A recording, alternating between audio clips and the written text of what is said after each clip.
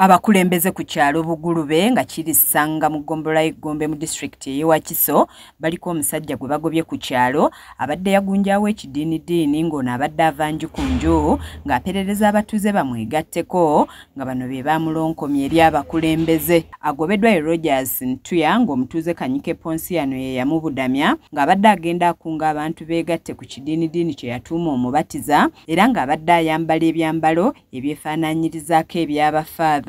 Mugende naye lumu ozimuweereyo eyo nga lwaki ate yasaba sente gwogende zijjayo bwe tunaabeera wano ogenda tusasulira obudde bwe tumala wano nze wano nakeddewo 12 kitundu. Myuka ssentebe w'ekyalo kino Ssekabirwa John Bosco agamba nti abatuuze bazze beemulugunya ku musajja ono nga bagamba nti abadde abatalaagamu ng'agamba nti agenda kubasabira wabula baamwekengera nga ensonga lwaki n'abakulembeze baasitukiddemu bamugobe. Kyokka ate okwemulugunya mu batuuze nga kukyaliwo nti ajja n'ayimirira mu masaŋŋanzira ng'awo n'atunula kati tulina amasomero okusinga oba mwemulugunya wali ku ssomero lyaffe erya eri ajja emisana n'ayimirira mu sitenseni n'atunula sayidi ne sayidi ng'alinga alina byabala. Abasomesa ne beemulugunya weebali nga balaba enkola ye erabika si ya Bwakatonda.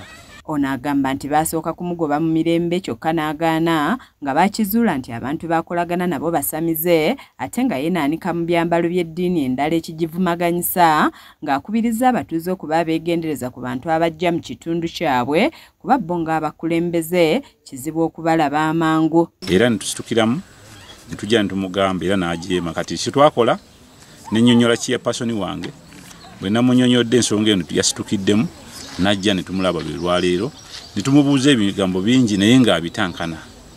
Atugamba we Busoga yava Busoga ate yatunze yaŋŋamba we Matugga kati ne bano baakolegana nabo kuno basawo ba kinnansi tubadde tubamanyi nti basawo ba kinnansi. Ye Kanyike Ponsiano ye yasenza omusajja ono agamba nti yajja amunoonya kuba baali bamanyiganye nga y'ensonga lwaki yamusenza. Nange mwenye ekisanze nga kwero seyanjulangayo kati ng'akigenza okujja nga naye yennyini simwanjulangayo kati etteeka ne bagamba nti muteeka okutwala amateeka obulungi g'ekitundu omubatiza agende naawe ofune oyanjule osigalewo ggwe nga ggwe. Tebba abatuuze bagamba nti omusajja ono baasooka kumwekengera nga beebuuza faatha kika kyatambuza ebigere nga y'ensonga lwaki baatemya ku bakulembeze. Nze nange okumulaba yali ayita wano mu kkubo nga ndaba yambadde nga faaza nembuuza naawe faaza kyatambuza ebigere ayita muno ngenda okulaba n'olwokubiri n'olwokusatu nga alina n'akaana kakiiriwe kati ka myaka nga 8-9 nga katambula nako kati ngenda okwambukako wali waggulu wa Ssemakula ne mbabuuza oyo musajja gwe ndaba ayita muno nene wamu atuukayo ne bangamba nti ayita muno nti